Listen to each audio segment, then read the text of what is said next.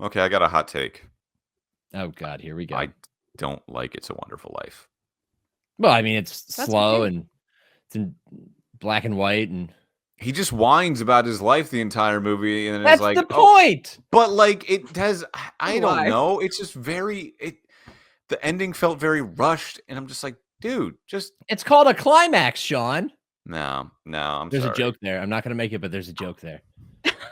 This is a Proud of you, PG-13 Nick. podcast, sir. Thank you. You can mention that, but you can't actually say it. What do you know about climaxes? And speaking of getting the party started,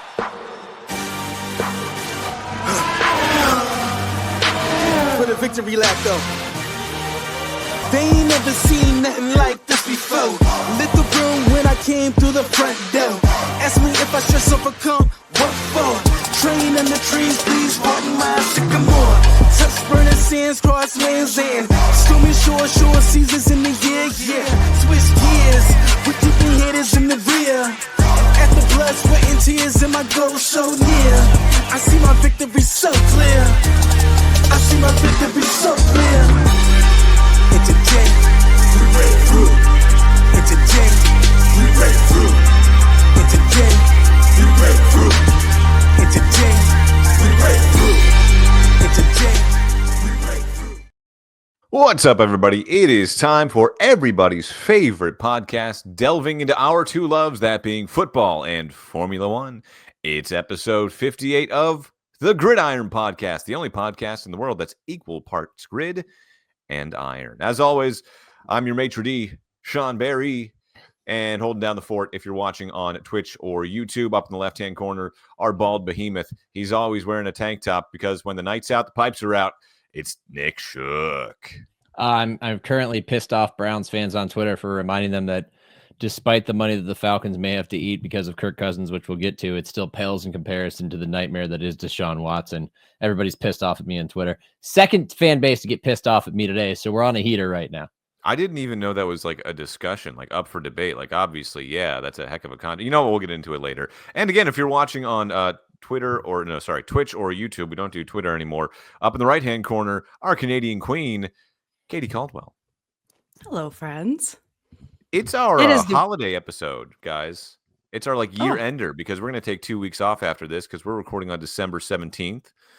We're not going to record on Christmas Eve. We usually do on Tuesdays, right? We're not going to record Christmas Eve or New Year's Eve because, you know, who wants to work those days? I will not be in potting condition on either of those days. Correct. Same. And I work one of those days, so it's gonna be a happy fun holidays. Yeah, let's bring the holiday cheer to the Gridiron Podcast, guys. Come on, we're not feeling Christmassy right now. Let's Who bring has the a holiday good cheer. Christmas update? What are you guys doing? Anything exciting? Anything good? Anything noteworthy?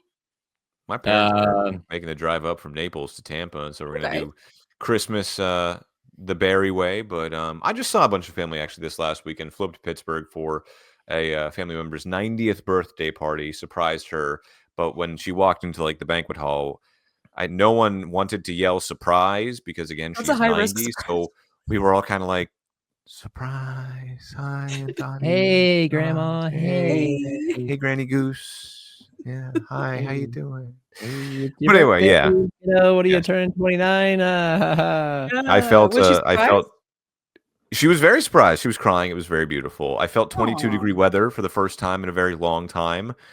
That's a shock to the system. Tell you what. I don't know what 22 degrees is. It's 22% warm, which is not a lot. Why do I have to do this? I need to do some quick Every time. Fahrenheit. It's negative 5.5 degrees Celsius. I mean, why? Oh, that is cold. Yeah. Okay.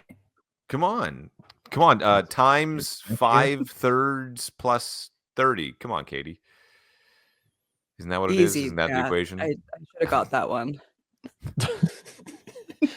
Sean, on the holidays, I'm gonna go see my family. Give a bunch of gifts to my niece and nephew because I like to spoil them as the fun uncle.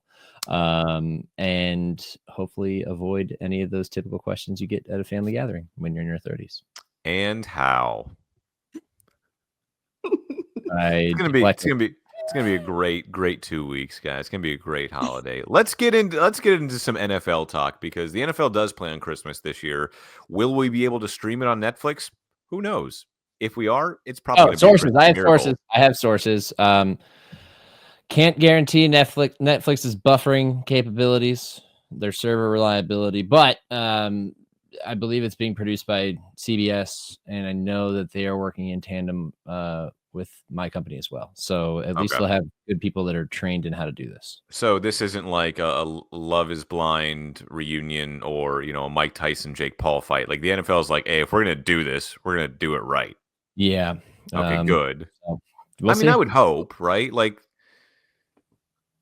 With the fight, we still saw the two most important parts, though. The women's fight and the assless chaps were both. I was about to say, and Mike Tyson's ass. And Mike Tyson's ass. His bare buttocks. So we still got everything we needed out of it. So yeah, like I'm going to need to see 4 quarters and I'm going to need to see Beyonce. So I thought you were about to say Travis Kelce's butt. Yeah. I thought you were about to say like a camera in the Chiefs locker room. Travis Kelce's just walking around with a sock strap. There's the XFL. We're going off the rails early tonight. As always, we start off talking about the NFL, then we transition into F1. Quiet in the F1 world right now because the season just wrapped up. We'll talk a little bit about the rumor mill circling around silly season. It's pretty much the same rumors that have been floating around, but things seem to be heating up, so we'll get to that in F1 talk. As always, we start off with Nick's rapid reactions. However, we have breaking news. Hours before we recorded this podcast on Tuesday night, December the 17th, it was announced by Falcons head coach Raheem Morris that there's a new sheriff in A-Town. Yes, the Falcons are benching quarterback Kirk Cousins in favor of rookie and Tampa Bay native Michael Penix Jr. Nick, you have written as our resident NFL talent writer, and you've spoken on the NFL Daily podcast ad nauseum about the fall of Kirk Cousins. So please, before we get to your rapid reactions, give us not your rapid reaction, but your reaction to the benching of Kirk Cousins. Not at all surprised. I actually called for this 2 weeks ago on NFL Daily. Those of you who listen, remember when he had thrown 6 picks and 0 touchdowns in his last 3 games, it was evident then that he was not playing well, that he was holding the Falcons back. He came back the next week and played a little bit better. And then he was dreadful last night. Luckily, they were playing the Raiders, so they won, but it was not because of Kirk Cousins. We actually spoke about this at length, Greg Rosenthal and I, on NFL Daily last night, following the game, which you can find on YouTube and all your favorite podcast platforms as well. And basically, when we met up to do the show, we were like, we got to do Falcons first because I think that Kirk's getting benched. Raheem Morris, in the last 3 weeks, has remained steadfast in responding at post-game press conferences to questions about Kirk Cousins' status as a starter. He said he is our quarterback. That's not something we're thinking about. Last night, he changed his tone. He left the door pretty damn open for a change. And at that point, it became clear that they were at least considering swapping out Cousins with Michael Penix. Now, of course, that is official and is the right move. Kirk Cousins has not been near the quarterback he was when he last played in Minnesota. And these guys are in a playoff fight. They are a game behind the Buccaneers right now. They own the tiebreaker, which means they only need to tie with them to win the division. They have no time to waste with a quarterback who cannot do the job effectively enough anymore. Having said that, I also want to take a victory lap because way back in April and early May, everybody was dunking on the Falcons for drafting Michael Penix after they had just signed Kirk Cousins. And at the time, I was the one pounding the table saying this is a smart pick because you don't know what Kirk Cousins is health-wise. He was coming off an Achilles tear. He's also beyond 35 years old. Yes, you paid him a lot of money, but you can get out of the contract after a couple of years. This is a long-term play. I just didn't think the long-term would become the short-term, but here we are. So all you haters that were talking all kinds of shit to me and saying I'm an idiot and I'm just stumping for the Falcons, take a lap because I won. Hopefully the Falcons can win with Michael Penix. I think you won. We'll see. Katie, always keep me in check. Yeah. I was about to say the guy's a rookie. Like, you haven't won yet, but it's looking like we're trending in that direction. I don't think Kirk plays again this year because of an injury guarantee in his contract. And if Penix plays well enough to make them competitive, which the bar is very low, he's going to next year as your starter, and he might just move on from Kirk entirely. It's not a coincidence that Tom Pelissero of NFL Network was tweeting about the financial ramifications of moving on from Kirk Cousins in the offseason. This may have been the last we see of him with the Falcons. Yeah, I heard a lot of discourse today that was quite funny of like, oh, well, they're just behind the Bucs and they're so close, and why would they make a quarterback change now? It's like, that's exactly why, because they are close and they're still very much in the running. And Yes. Kirk, baby, he's just not doing it right now and hasn't been for a while, and it's been a bit of a painful watch. So I wasn't surprised by this whatsoever. I think it's totally the right move.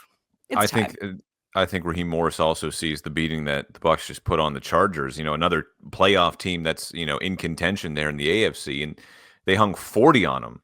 No one's done that all year against that Chargers defense. And he goes, oh, well, I need to do something to keep up with the Bucs because, like you said, Nick, yes, the Falcons have the tiebreaker because they beat the Bucs both times this season. But right now, the Bucs are in control of their own destiny. They don't need to win out anymore. Or I guess it would be in their benefit to do so. But the stat that just keeps coming back to me is the two games that Kirk Cousins played against the Bucs. I was at both of them. I covered both of them. He looked like a god amongst men. Okay, he threw for a combined 785 yards against the Bucs, 8 touchdowns, 1 interception, and had a quarterback rating of 130.5 in those two games. That's insane. Last night he threw for 112 yards, 1 touchdown, and a pick. Now we're talking about that same guy getting benched because against someone that is not the Tampa Bay Buccaneers, he is just a different quarterback. And honestly, last night, they weren't letting him throw the football. They were like, we're gonna win in other ways. Yeah, except on third down with the game essentially on the line when it was 3rd and long, and instead of taking 40 seconds on the clock, off the clock by running the ball, they asked him to throw, and he nearly threw a pick, which should tell you everything you need to know about the situation. I'm still surprised though. Like I know you called it at the beginning of the season, Nick. And I wasn't handing the Falcons the division like everyone else was. I thought it could make it interesting, and it did, obviously. But at the same time, you're right. He was coming off this severe injury. He's up there in age. He's on the tail end of his career. You don't know what he's going to be. And to give someone that kind of money later on in their career, hey, are we learning lessons at all here, guys? Like, is the lesson going to be learned that quarterbacks in their twilight should not be paid in big contracts? Because I feel like this keeps coming back to bite teams. It depends on the player, depends on the contract, depends on. Yeah. Like I know the contract situation is different, but like the Vikings with Sam Darnold, like it ended up coming in handy that he was their quarterback and that they're not paying him $180 million. What's Sam Darnold's contract with them? Is it just? It's like 1 year. Cheap. Yeah, 1 year cheap. They still paid him relative though. What? Somebody. 1 year, $4.5 million. Oh, I thought it was way more than that. No, they essentially gave him the Baker Mayfield contract. It was a little bit more than Russell Wilson. Yeah. Okay. Yeah. The Then I'd go the Sam Darnold Wilson route over the Kirk Cousins route. Yeah, the Steelers are paying Russell Wilson 1.2. Well, he's got a lot of deferred money from. I know he's got a lot of deferred money, but they're still they're not. Honestly, if they had to pay him all that money, Russell Wilson would not be a Pittsburgh Steeler. You can bet that. We keep seeing these big contracts later on in life, whether it be Russell Wilson in Denver, whether it be Aaron Rodgers in New York, Kirk Cousins in Atlanta. It's just not working out. It's just not working. No, but that's this league. If you don't have a quarterback, you don't have a shot. Nick, I can't believe people were being hard on you about comparing that contract to Deshaun Watson. Oh, Deshaun Katie, Watson is so clearly and obviously like the worst contract in NFL history. Well, yeah. I don't even think weren't they're being in the same hard tier. on me. They were just. I had one reply that made me chuckle because I said, as significant as this is regarding Kirk Cousins, it still pales in comparison to the Browns' disaster with Watson. And somebody who's clearly from Cleveland said, "Thank you for reminding us. Got some lemon juice to pour in on top." Sure, you want a whole lemon? I'll squeeze it right in your eyes if you want. Yeah. Thank you, sir. May I have another? Yeah. Please slap me in the face again. Why don't you? Punch me in the gut. I wasn't even sure that this was up for debate because, Kirk Cousins, someone was going to pay him. And obviously someone was going to pay Deshaun Watson too, but he was coming off of however many dozens of sexual assault allegations, plus not playing football for nearly 2 years. So that one seems a little bit more risky, like in the grand scheme of things, And more a little money, bit more yep. risky The than, guaranteed money was wild. yeah, and then signing Kirk Cousins, coming off what was it, an Achilles tear? Yep. Yeah. So, when you're weighing these two things cosmically, Kirk Cousins coming off an Achilles tear, Kirk Cousins, it's Kirk O'Chains, man. He loves to do the swag and surf. He's corny, but he's fun. And then, Deshaun Watson. Yeah, but like Kirk was also playing at an MVP level before he got hurt last year. 100%. And Deshaun Watson led the NFL in passing yards last time he'd played. So I kind of get it to a degree, but yeah, you're right. Although cosmically, that really got me there. Cosmically. I'm in the stars. All right, let's go on to Nick's rapid reactions. Nick, rapid reactions. We are going to... We got nothing but time, Sean. That is true. We do have nothing but time, but it's Nick's rapid reactions. We got to go rapidly. All right, this is the segment where I read off the scores and our resident NFL talent writer, Nick Shook, just gives us his reactions. Let's start on Thursday Night Football. Rams beat the 49ers 12-6. We learned that rain can affect two West Coast teams because both of them sucked. Matthew Stafford, not accurate. Brock Purdy, not accurate. But the Rams win the field goal party. It was a Cardi party, 4 field goals for Joshua Cardi, and they win 12. I don't know. I mean, there's no reaction here. They won the game. It sucked. That was like one of the worst Thursday games since Broncos Colts 2021, I think, when Al Michaels was just like upset, like just done with the game during it. It's not a fun watch. Can I get your firestorm reaction to Devondre Campbell walking off the field in the third quarter? He looked washed. So in week 1, he played in coverage against the Jets, and Garrett Wilson ran circles around him for like a small period of the game. And I was like, oh no, Devondre Campbell's so washed. And then 14 weeks later, he quits on his team at halftime. Nobody's quit on their team at halftime like that since Vontae Davis retired at halftime when he was playing with the Bills. Tough way for him to go out. Antonio Brown. Oh, that's true. Fair point. Katie, ding, point for you. Yes. I mean, nothing will ever beat that, though. he was taking his... Nothing. He was getting undressed on the side. Guys, that one was quite different because he's physically taking off clothing. That moment is one of those, I remember where I was when. And I remember sitting at my desk in Fort Myers, Florida, just seeing a picture of that now famous picture of him in the end zone, just jumping up and down. And I'm like I saw it, I registered it, and my brain's like, oh, Antonio Brown shirtless in the end zone. Wait, what? Wait, what? And I was like, oh God, I'm gonna have to lead the newscast with this, aren't I? And there's a streaker on the field. Oh wait, no, it's Antonio Brown. Never mind. Yeah, that was pretty much my reaction. Oh, a streaker. Oh wait, that's Antonio Brown. Weird sidebar to this, because we have a lot of time today to shoot the shit. What was happening with everybody's pants falling down this week? I don't know, but that's maybe a Nike. I mean, Nike's in hot water for what they did with the MLB pants and uniforms in general this past season. They had see-through pants, and their uniform redesign was bad. But I don't know what was up with that. I feel like I saw 4 bare asses on Sunday, and then Lamar thought he had he thought he had a bare ass, and then he didn't. He just said he felt the wind on his butt. Felt the wind touch my butt. It's like the jerseys. They used to be pennies. Now the pants are pennies. Kind of. They have ventilation areas in the back. Maybe that's sometimes you need ventilation down there. Maybe not Lambeau Field, places like that. There's just a weird amount of butt cheeks I saw in Red Zone this week. Well, they still pale in comparison to Mike Tyson. Netflix, we're counting on you Christmas Day. Come on now. All right. Sunday football. Let's go. Chiefs 21, Browns 7. Jameis Winston has been benched for Dorian Thompson-Robinson. And why? Because he threw 3 picks. The Browns stink. We know that. The Chiefs win ugly again. And that's pretty much it. What do we think about Pat Mahomes' injury here? I think yeah, which is weird. I don't know if he has. Now, I will say this, sidebar. When I was 10 and 11 years old, I had both of my ankles completely reconstructed surgically because I was born with tendons that are too long and all my joints are loose. And if I roll an ankle, I can just run it off. I consider my ankles to be super ankles. They are bionic ankles. I have rolled my ankle many times playing basketball and just run it off and been completely fine. Little sore the next day. That's it.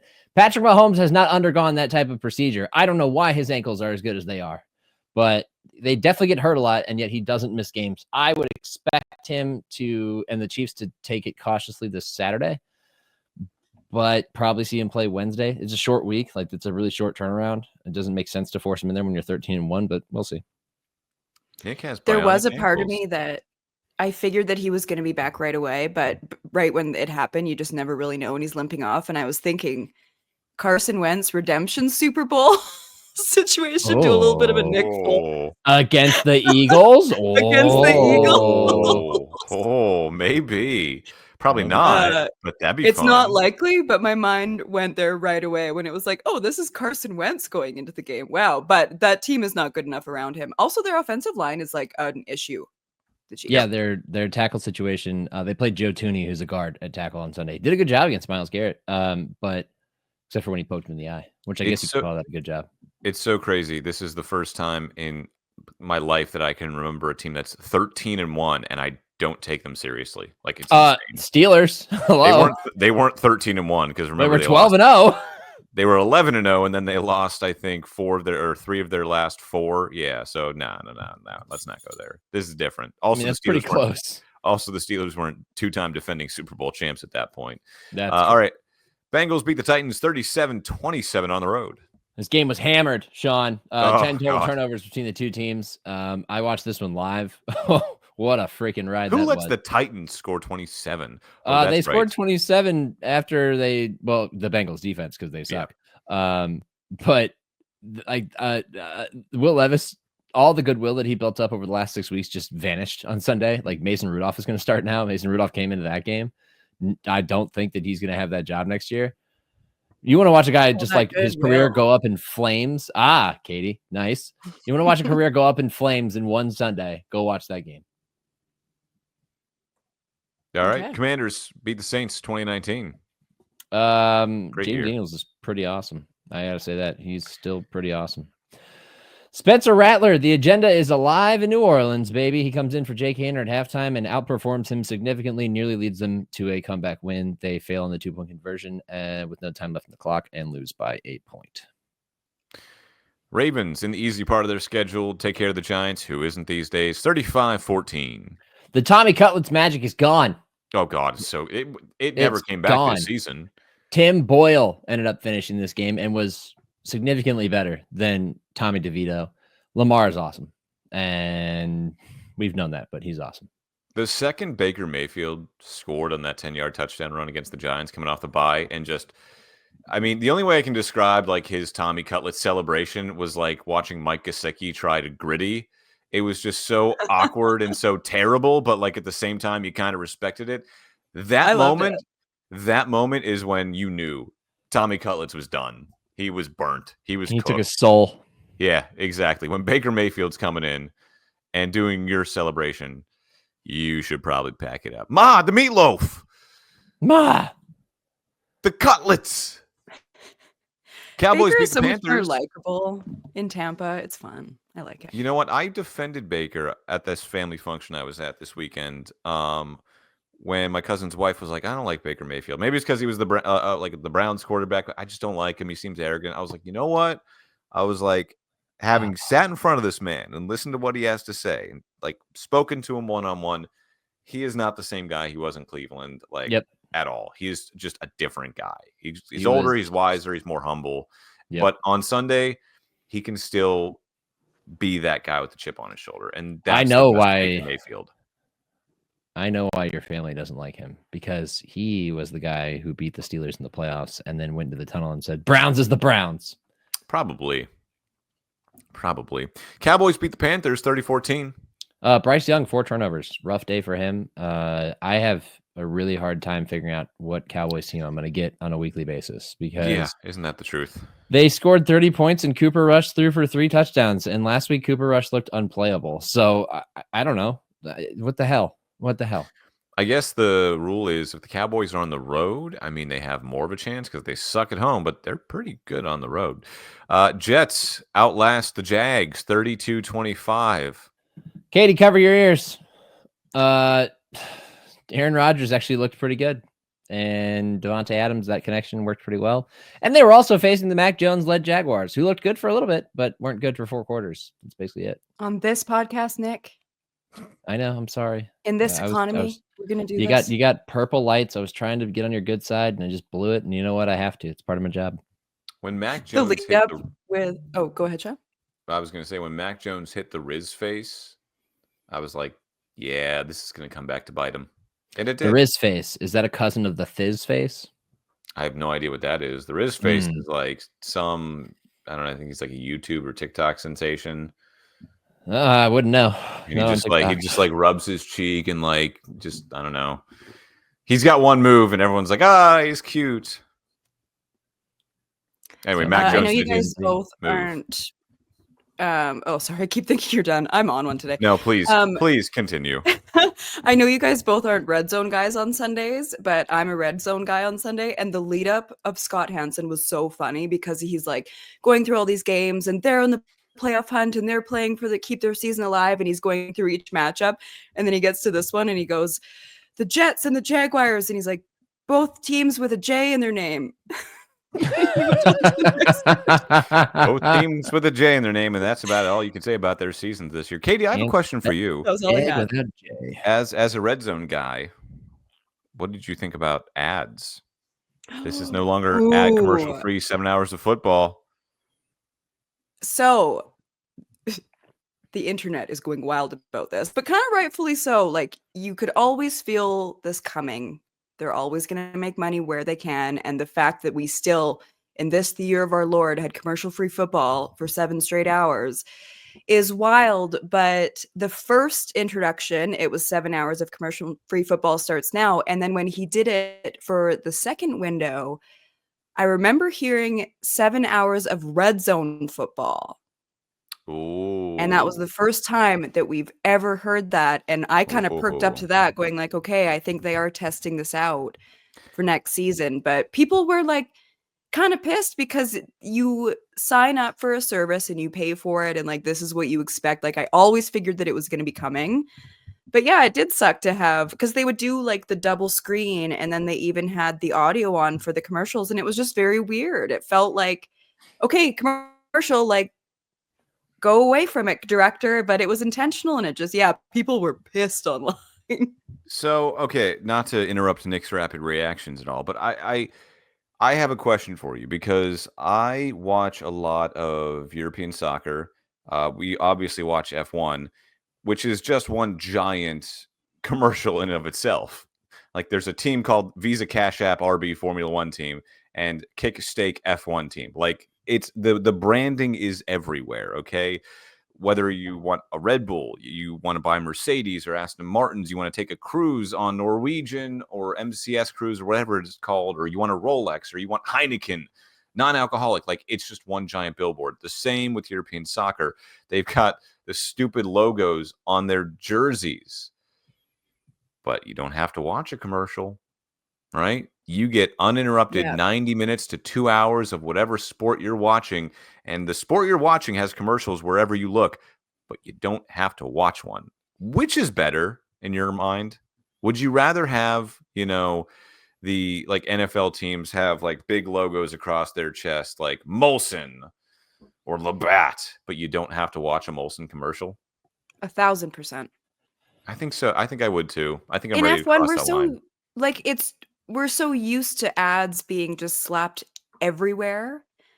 And that's why I love Red Zone, is because like I love a primetime game, but there are so many commercials just because of the nature of like the way that the game of football is played relative to like hockey or soccer or baseball or whichever. But yeah, I just like, even all the arenas are all named, like we're subjected to so many advertisements. But F1, I just don't really feel it. Like you see it everywhere, but I feel like you just see that everywhere you just like enter society. Like it's not just a sports specific thing. F1 is so refreshing because you can watch the pre-race show, all practice, everything, and you won't see one ad. And like I pay for it, so that's great. That's kind of what I expect. But I also pay for Red Zone, so it is a bit frustrating by nature. Like I get you pay for streaming services and whichever, and you still get ads now on everything. But it's just the reality of our society, and everybody's going to make money where they can. But this felt like kind of the last like protected area of Yeah. football. Is there were no nothing commercials. sacred anymore? Yeah. What happened to the game I love? I'll take you. Take my country back. I'll tell you what the turning point was for me, because I think it was the last World Cup where I'm just John, watching. where were Like, you in early January 2021? wouldn't you like to know? Okay, go on. I think the breaking point for me was when I was watching the last World Cup, and I'm just like, man, I haven't seen a commercial yet, and this is great. Like, it happens at halftime, and that's it. And then because I watch F1, I started to watch IndyCar, and the product is amazing. But what kills me is there are so many commercials, and sometimes they'll do the double boxes, but more often than not, you're just missing laps. And just as a consumer, as a viewer, I'm conditioned when I see a commercial to just go click and just change the channel. And that's a problem in a sport like racing, because if you don't come back, you feel like you missed something. Next thing I know, I'm like, oh, shoot, I forgot to turn back to the IndyCar race. And it's like 10 laps to go. And I'm like, shit, what did I miss? So, yeah, I think I'm at the point where go ahead and slap ads on whatever jerseys or pieces of clothing you want. I don't care. I just don't want to see a commercial. I don't care if I see an ad. I don't want to watch a commercial. I'm anti-ads on jerseys. We see that in baseball. We see it in the NBA. I've been holding out hope that it never happens in football, but it will at one point, because that's just the way things go. Having said that, those ads pay my salary, so I am recusing myself from this conversation. It is a topic of conversation, though, because so many people were caught off guard. They're like, no! We held out for so long. Yeah, Damn people you, Scott were Hansen. pissed about that one. It would have been really funny. Like, they're all tagging Scott Hansen in it, being Yeah. like, bro, how could you do this to us? And it's like, I feel like I need to sit everyone down and be like, just so you're aware, like, Scott Hansen didn't decide, like, hey, guys, let's bring some commercials into this. Like, right. But look also, in a mirror and have a chat with yourself. Scott Hansen's also probably being paid really handsomely. So, you know, those help pay his salary as well. And I just feel like if Scott Hansen, when he said, welcome to 7 hours of red zone football, if he would have just like raised his eyebrow and given a little wink, I feel like that would have been so funny. Like, wait, what did he just say? What did he just say? All right, let's get back to Nick's rapid reactions. Where were we? Oh, right, the 2J team. No, I already did that game. Next game. I know, yeah. Next up, Texans beat the Dolphins 20-12. Is it time to talk about Tua, guys? No, I mean, he threw 3 picks. The first one was never there. I've seen a few quarterbacks do that, especially recently. What happens is they see a look pre-snap and they think that's the coverage. They go through a fake. They snap their head around and go to deliver the ball, thinking that it's that coverage and that window is going to be there. And then, whoop, surprise, pull the chair on you. It's not there because the coverage is actually disguised. They gave him a single high look. He probably thought it was man or cover 3 and thought that there would be a window in the middle, but instead it was cover 2 and there's 3 defenders there. So that was going to get picked off easily. The second one, he didn't put the ball on the correct shoulder on a deep pass to the sideline. Good play by Derek Stingley. Third one was a great play by Derek Stingley. But the Dolphins are just limited right now offensively. They play in a box and they can't break beyond that box. The explosive Dolphins are not who they used to be. They don't take deep shots. Like most of his attempts were 9 yards or under in terms of air yards. And so if you just kind of fill that area of the field with defenders, you're going to get turnovers. The downside is they're 6-8. And I think that they're basically cooked, whereas the Texans just played better football. Not great football, but better football. The Dolphins are just bad against good teams. Yeah. Oh, and how? I mean, haven't they been forever? That's the knock. They've been like, 2 things are true about the Miami Dolphins. Tua Tagovailoa has a problem with concussions, the C word, as they said in Blue Mountain State, and they don't beat good teams. And also, they don't win in cold weather climates. 3 things can be true. Yep. All right, moving on. Broncos beat the Colts 31-13 behind a 21-point resurgence in the 4th quarter. Bo Nix, rough day. Rough day for Bo Nix. Jonathan Taylor fumbles away possession on the goal line when he had a touchdown, and the Colts have an Anthony Richardson problem still. Accuracy is a major concern for him, and Excuse me. Talk about being right and calling it. I'm calling that one. I'm calling Anthony Richardson. Roll back the tape when roll back the Yeah, tape we when we were were. talking about him coming We out. were of the all draft. talking about that. I I talked don't about his know. combine workout, missing 5-yard drags because his footwork sucked. I mean, you get him out in the move, he's bad. And we'll see. We'll see what happens the offseason for them. Next game. I still feel like I need a cigarette just looking at this score. Bills beat the Lions 48-42. Second straight just shootout the Bills were in. Two things can be true and are true. Number one, I'm sorry, Katie, but I don't think our Super Bowl pick's going to land. The Lions I are don't too think so hurt. either. The It didn't look Lions, that man. close. Yeah, they are too hurt defensively. They took 2 more injuries in this game. Ali McNeil out for the year with a torn ACL. David Montgomery probably out for the year with a torn PCL, and Carlton Davis broke his jaw, which unless they make the Super Bowl, he's probably out. Unless like maybe come back for the NFC title game, probably not. Yeah, I just think that they're too banged up, and their offense is still very good, but their defense leaves a lot to be desired. The Bills' defense leaves a lot to be desired. I was about to say the second straight game we've seen this happen. This time, they do win. They couldn't make the comeback against LA. I'm starting to have questions about this Bills team. Sean, when will Josh when Allen not be able to save them? You've rented many places, but have you ever rented a place where you may have left a mark on the wall or maybe a hole and you covered it up with a framed photo or some sort of wall art? Because that's kind of what the Bills are doing right now with their offense. Like they're just like Josh Allen's playing at an MVP level, like best player in the NFL right now outside of Saquon Barkley. Probably going to win MVP because it's always skewed toward quarterbacks. Maybe Lamar. Maybe. I mean, he's still got a shot. Right now, I would definitely say right now, Josh Allen's got the lead. Yeah. So like they're just covering up for that with their offense. But man, is their offense good. It's like, hey, I got questions about this defense. It's looking a little shaky. You're giving up a lot of points. Okay, but Josh Allen. Ooh, Josh Allen. Ooh, piece of candy.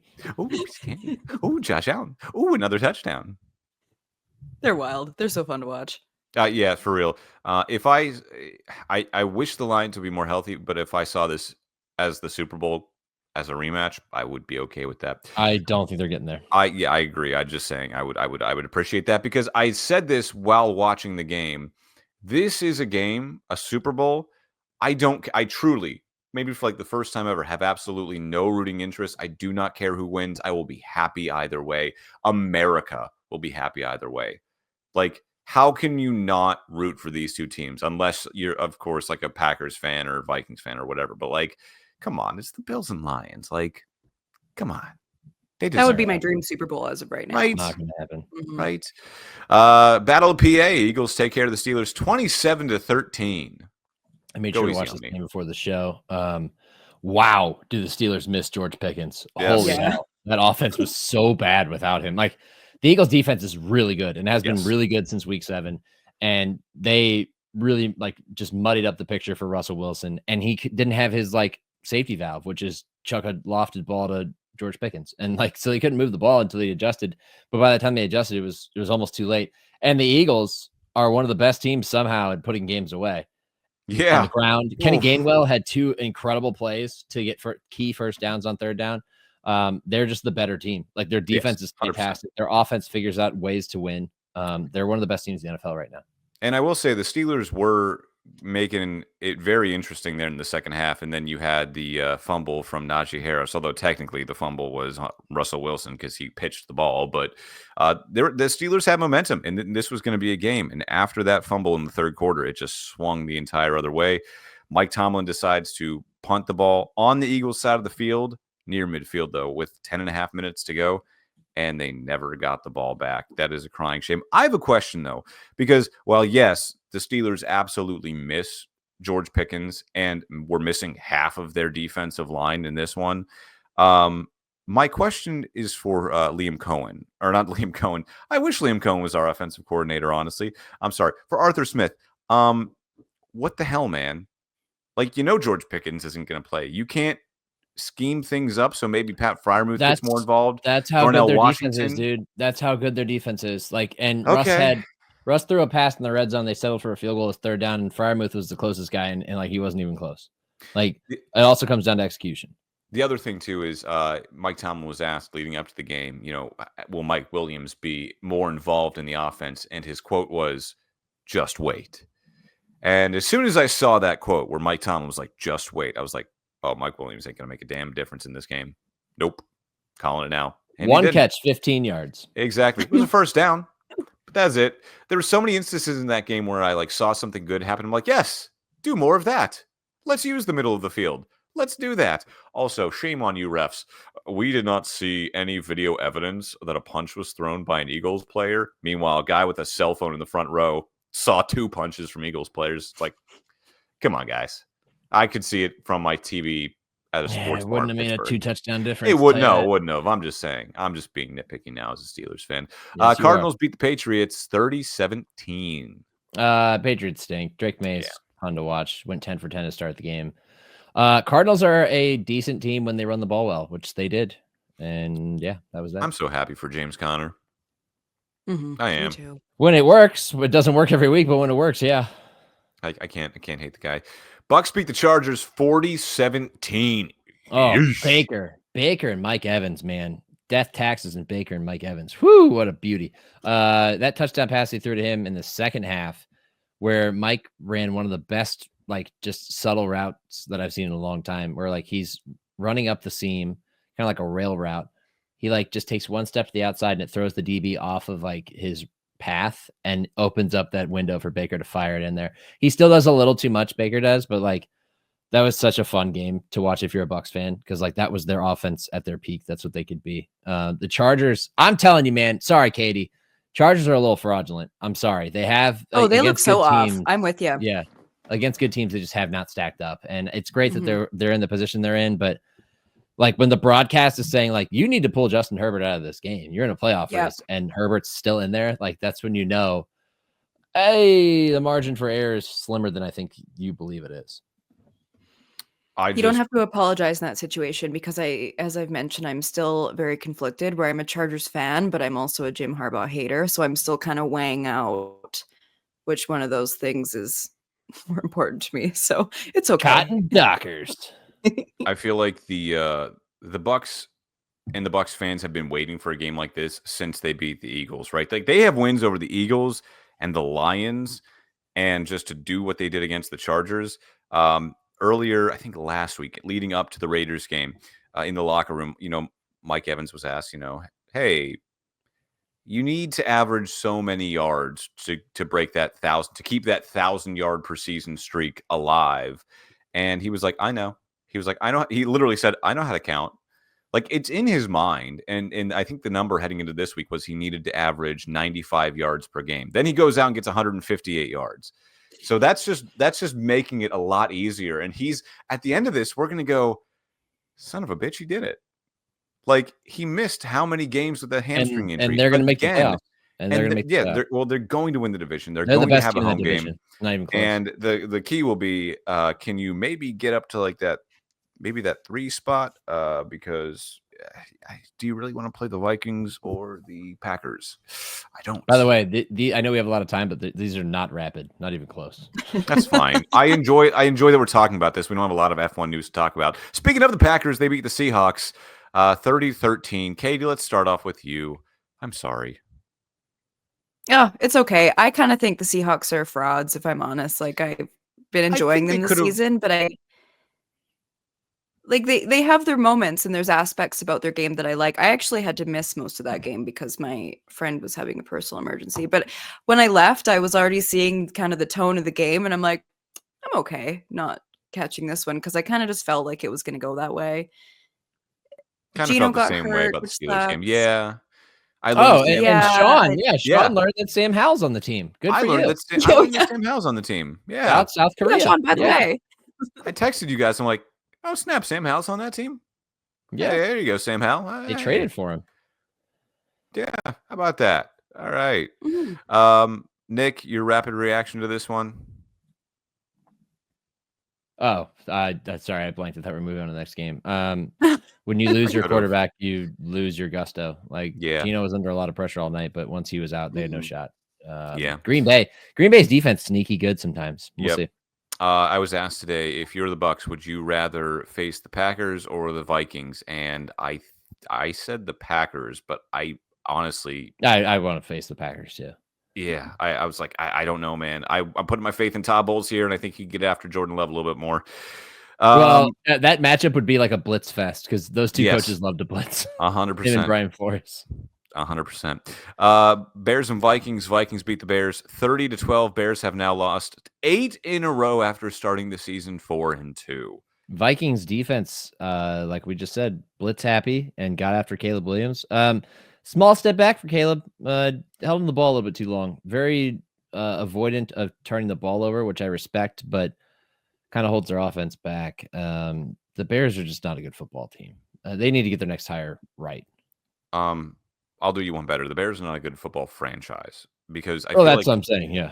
At this point, Caleb Williams is the only quarterback that I can look at and say, I'm still seeing you do the same stuff you were doing week 1. And at times it's super impressive. And then at other times, it makes me want to like just punch a wall. Like at one point he held on to the ball for more than 10 seconds. Right. Trying to evade like 5 rushers. He jumped away from a guy. Like he got the ball out after 10 seconds.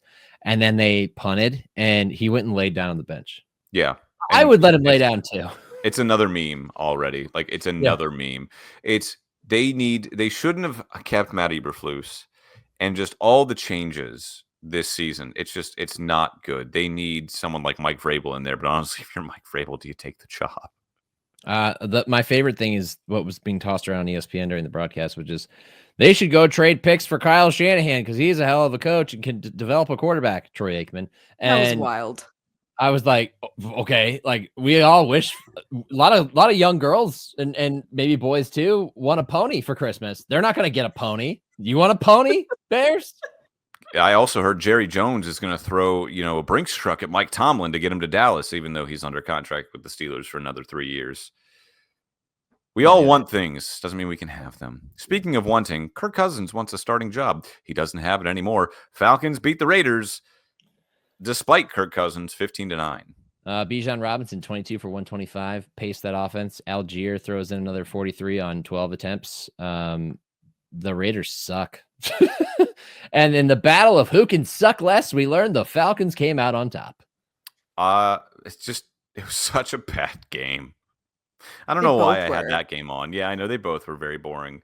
Just an uninspiring night of football to the point where I turned on Christmas movies. I wish I could have done that. I had both games up. That's part of my job. And I know. I hate the doubleheader on Monday night. I'm just going to say it. Me too. It's not fun. You know what I hate? I hate that 4 teams now have to play 3 games in 11 days. Oh, quit your crying. I mean, that's still kind of messed up. Like, take it up with the people at my bosses in New York. What's the address on Park Avenue? 345. 345. All right, cool. Mr. Goodell, greetings. Your esteemed employee, Nicholas Shook of the NFL Daily Podcast. Thank you, Katie. Oh, that's right. That's true. I always forget that. All right, that's all we got for Nick's rapid. That's all we got for Nick's rapid reactions. Those rapid reactions ran us about 40 minutes. Brought to you by RTA, right in Cleveland. We could switch gears to F1, or we could just talk about Christmas movies. What do you guys want to do? Katie. Sorry, Kate, since you got that right. Kate, what would you like?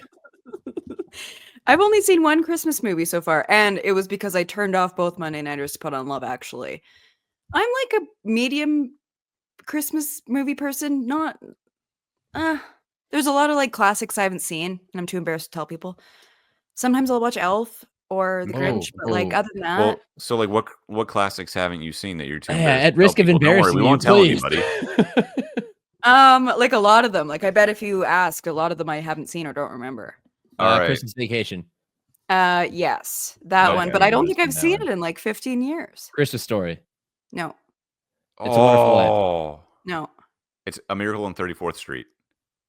I don't remember it. I think I watched it when I was like 1 back in the 60s. What are you saying? Why nah? 60s. What do you like? Nah. What's wrong with Miracle on 34th Street? I love that one. Oh no, I just don't think I've seen it in like my adult life. No, Nick was like, nah. No, I haven't seen it ever. Really? Really? Okay, I got a hot take. Oh God, here we go. I don't like It's a Wonderful Life. Well, I mean, it's That's slow okay. and it's in black and white, and He just whines about his life the entire movie, and then that's it's like, the point. but like it does. I don't Why? know. It's just the ending felt very rushed, and I'm just like, dude, just It's called a climax, Sean. no. I'm There's sorry. a joke there. I'm not going to make it, but there's a joke there. This is a Proud of you, PG-13 Nick. podcast, sir. Thank you. You can mention that, but you can't actually say it. What do you know about climaxes?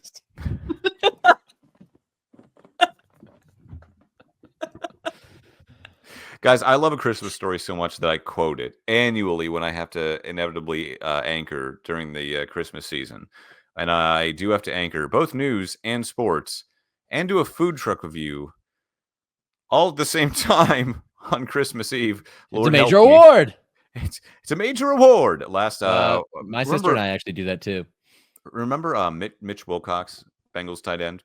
Yeah, no, He's sure. he's a Tampa native, and when he played against the Bucks a couple of years ago, he threw his first career touchdown pass into the stands, totally forgetting that was his first career touchdown pass. And so, like after the game, because he went to USF, he like tweeted out like, "Hey, Bulls Nation, like whoever had that Can I have ball, that? can you help me out?" And so like I led the sportscast off with like, unlike Ralphie Parker, which is Ralphie from A Christmas Story, he did want a football, his football. So I try and Nice. reference it every year. Tonight, hot damn tonight. Fragile. Must be Italian. Nick lives by the Christmas Story house. I do. It's in Tremont. Mm. My Didn't you father get- wove a tapestry of obscenities that still hangs somewhere above Lake Michigan. Didn't the Cavs give out leg lamp bobbleheads one night? Oh, I have a leg lamp. Small one. It's in my basement. I think It was That better actually be in the in the house background. on Yeah. College Street. That's what I'm saying. I think I remember seeing it at 306 College, and it was like it was either a Guardians or an Indians giveaway or a Cavs giveaway. I remember No. you brought it home. No, it wasn't a giveaway. It was literally a gift I got. It was a lamp, an Oh. actual lamp that worked like the leg lamp, except it didn't shatter and needed to be put together with glue. You used up all the glue on like- purpose. It looks like the 4th of July. Only one thing could drag my brother and I away from the magic glow of electric sex in the window. It's Little Orphan Annie. By the way- Ovaltine, a crummy commercial. By the way, it took me up until like last year to get the joke behind the bowling ball. Like dad's wife, like the mom gives dad a blue bowling ball and she like drops it on his lap and he opens it and Yes, he goes, "Oh, yeah. it's a blue ball." My entire life, I'm just like, yeah, it's a blue ball. Yeah, whatever. And, like, Can of last Simon year- eyes. Last year, I'm just sitting there. He goes, "Thanks a lot." "Oh, it's a blue ball." I'm like, I get it now. I Yes. get it. Congrats, John. You're an adult Thank now. you. It Good only job. took until I was 31 years old. Good And I job. watched We're that really proud movie of every you. Christmas Eve. Yeah, thank In you. that thank moment, you, Sean thank you. became a man. 31 So years 2 old. years ago, it didn't click. Apparently not. Worthy of- Oh, goodness. Katie, when that movie comes on for 24 straight hours starting on Christmas Eve, I probably watch about 10 to 12 hours of that movie. Same, I'm not same. lying. And I did as a kid. We used to have that on if it wasn't NBA on Christmas Day when I was a kid, it was Christmas Story on, like in the background the whole day. Now Like- it's gonna be football, you Yeah. know, just football every day, football Saturday, football Wednesday, football Thursday, football Monday, football Sunday, football every day. I am not looking forward to watching football on Christmas Day. But if I it's- don't, I have to watch it later. because it's my team playing on Christmas Day. Like the NFL, no offense, Nick, is ruining millions of people's Christmas Day because that many people are invested into their Oh. football teams.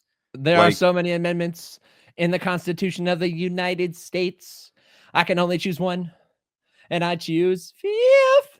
1, 2, 3, 4, fifth. Like when does let me see real quick. When is that game? When is the Steelers game on Christmas Day, Nick? Do you know? I don't know. I know it's during Christmas Day. It's All right. at 4:30 p.m., right when you're waking up from your nap. Okay, I would advise all Yinzers and all Chiefs fans to wait until Oh, sorry, that's after a Saturday game. Hold on. Sorry, not to interrupt you. It is at 1 p.m. Okay. That's actually better. I would advise all Yinzers and all Chiefs fans to hold off on opening their presents until after the game. That way, ensuring that if your day is ruined by a loss, well, at least you have presents to open up after. Right? Sadly. I think that's a good idea, actually. Yippee! A Makes Zeppelin! sense when you think about it. Sure. It's a Red Ryder carbine action 200 shot range model air rifle with a compass in the stock and a thing that tells time. Yeah, I could do this all night with a Christmas story. My God, he had yellow eyes. By God, yellow eyes. Randy lay there like the slug. It was his only defense. That's my sister's favorite one. Katie's just like, what the hell is going I'm on? just here for the ride. By the way, my dad grew up in like the 50s and 60s, and he's like, "Oh yeah, that's how things really were." I'm like, "Really?" He's like, "Oh yeah. That's what we did." We stuck our tongues to flagpoles when they were frozen. He's like, we hit each other with like Coke bottles and wiffle ball bats. Oh yeah. Okay. Gee whiz, it's the cops. Do we want to talk about F1? I alluded to it earlier. Let's do our little segment about big and little guys in the NFL. Oh yeah, that's right. Nick has a story to tell us. And it has nothing to do with Christmas. Not much Christmas spirit here. So I was watching Patriots Cardinals on Sunday because I am a masochist. And Greg Dortch, the small receiver for the Cardinals, sidebar, I was going to call him diminutive, but one time I called Tyler Lockett diminutive in something I wrote, and his dad emailed me and said, don't call him diminutive. That's negative. That's like insulting. So I've tried to not use that term since then. But Greg Dortch is small, and he ripped off a big gain. He had a nice little stretch of catch and runs. He also caught a ball and then fumbled in the end zone, and his offensive lineman recovered in the end zone for a touchdown, which was fun. But I thought, watching him's pretty fun. He's had a nice little year, which led me to wonder, who are your favorite little and big guys in football during your life? Katie? My favorite little guy, I think, is Darren Sproles. It's a good one. It's a good one. Yeah, 5'6". What first came to my brain was a very random one, and then I looked up how tall he was, and he was like 6'1". But I didn't think he had that energy. Rodrigo Blankenship was what first came to my mind. I was like, he's just tall. A little guy. He's very tall, and I just didn't ever register that. I've always loved seeing. It's not until you're at field level and you realize how big most guys are, and then you're like, "Oh, 6'1's not big."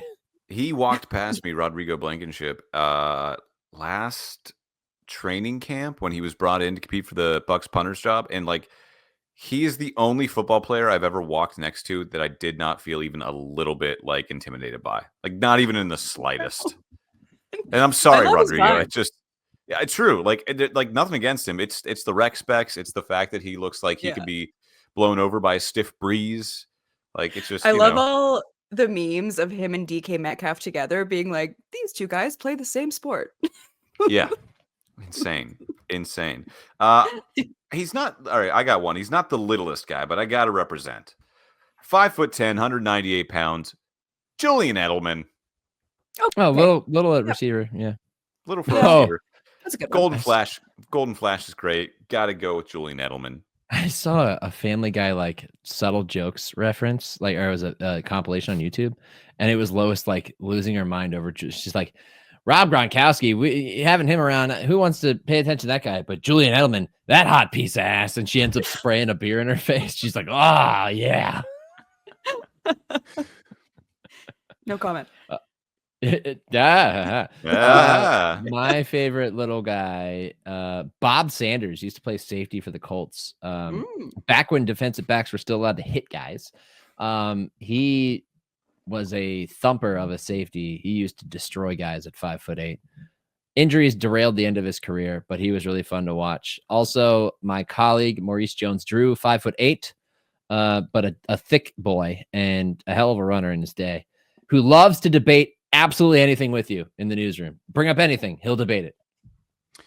In that same vein, Nick, I've got one. Another running back, 5'8", 228, the muscle hamster, Doug Martin. Oh yeah, you hated that nickname? I don't care. Stick with Yeah. him. I He knew actually hated nothing. It's amazing. Like it is kind of funny because back in like I think it was like junior highs when he like started to pop off with the Bucks, had that amazing season, Pro Bowl season. I'm just like, man, the Bucks suck, but man, is he fun to watch? And now I'm down here, which is like come full circle. But yeah, Muscle Hamster. I mean, his nickname is the Muscle Hamster. You have to give this award to him. Yep, I would agree. A little What about trivia. Big- Do you guys know who the smallest player is in the NFL right now? Is it Christian 5'5". Isium? Oh my God. 5'5". Right? That's like just over an inch taller than me, and I am very small. Who is it? Deuce Vaughn. Ah, good Oh, call. okay. Good call. 5'5". Can How about- confirm he is a how about- small guy. How about big guys? All right, big Ooh. guys. Well, where do you usually find big guys? In the trenches. And where do you find the biggest of the big guys in terms of weight? Nose tackle, baby. We're going to run them down the list real quick. I got 3 nose tackles that played for either the Patriots or the Browns or both. All right, starts with Vince Wilfork. Everybody loves Vince Wilfork for his barbecuing abilities, the time he wore overalls on Hard Knocks, his one-liners. He was hilarious. He was also like a freak athlete, 6'2", 325. But let's continue down the list. The guy who played nose tackle for the Patriots before Vince Wilfork, Ted Washington, 6'5", 375, a massive human being. He ended up playing for the Browns as well.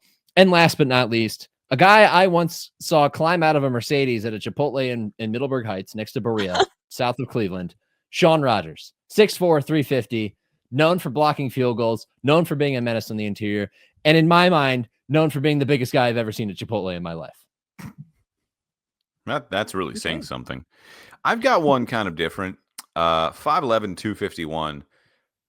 I mean, how about Is that Jerome Mike Bettis? Tolbert? Oh.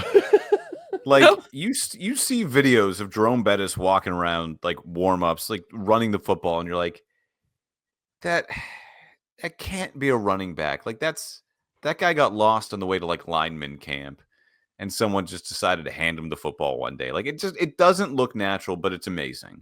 That's the beauty of the NFL is you get these freak athletes who size-wise, it doesn't make sense. And then you see Jerome Bettis at that size run fast and run 3 people over like Brian Urlacher on the way to the end zone. Like they're freaks. The NFL is full of freak of nature athletes. Any big athletes, Katie? I have a very current one that I felt inspired by this weekend. So weighing in at 362, 6'4", T'Vondre Sweat. Oh yeah, and he That stripped Joe Burrow of the Fumble football recovery and that stiff arm oh, was so inspiring. That run, every single thing about that play, I was like standing up off the couch, jumping up and down. I love a big boy touchdown. I love a big boy, just big play like that. And the way that he dealt with that fumble recovery, what a gift that was. That stiff arm was like Derrick Henry-esque on another 300-pounder. It was beautiful. yeah. It was I Alex do- Kappa, former Buccaneer, who got stiff armed. I do have a funny story though. Tonight I was covering a holiday shopping event, Bucks players taking kids out, to they have so many dollars to spend at a Target, buy toys, buy clothes, buy whatever they want, that sort of thing. A fun feel good story. And I was also checking out some Christmas presents because, I mean, why not? Kill 2 birds with 1 stone. I can shoot a story and also do some Christmas shopping at the same time. So I'm checking out.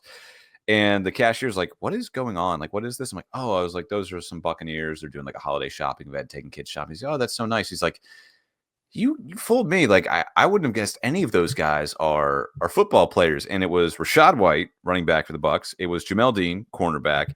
Ryan Neal, safety, right? Yeah, safety. Yeah. And then Anthony Nelson, outside linebacker, edge rusher. And then you had this retired guy, and I missed his name. He introduced himself, but I missed his name. Does not play for the Bucks. He's retired, and he used to play for the Packers. Dude is jacked, wearing like a tank top. And the cashier goes, none of those guys look like they play in the NFL, except for that guy in the red and black hat.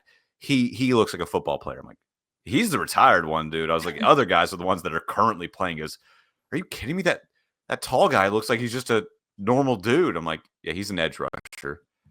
Granted, Anthony Nelson's like a kind of a skinny guy for an edge rusher, but he's pretty good. It's just funny that like you can see NFL players in public now, and it's like, oh, they don't look like football players. They just look like in shape guys. I'm trying to think about who it might be. I had one guy come to mind, but I don't think that's who it is. Massive biceps. I get that That's sometimes, helpful. and then I look at them and I go, "Do you know how big NFL players are? Because they're bigger than me." Yeah. Also bigger than me, Really? for the most part. Oh, okay. Unless they're Deuce Vaughn. But except Deuce Vaughn. We're relatively the same height. You know what? I'm a Hold on. little more jacked, I think. I missed one for small guys. Only had a cup of coffee in the NFL, but nobody has high school or college highlight reels like it. Noel Devine, West Virginia. Aw, Who were you What- thinking, Nick? Dree Archer. Oh, I'm sorry. I should have said Dree Archer. And Dree Archer. Damn it! I feel like I just got a lump of coal in my stocking. Former Florida State track and field champ, goes to Kent State, does just stupid things at the MAC level, and then couldn't make it in the NFL.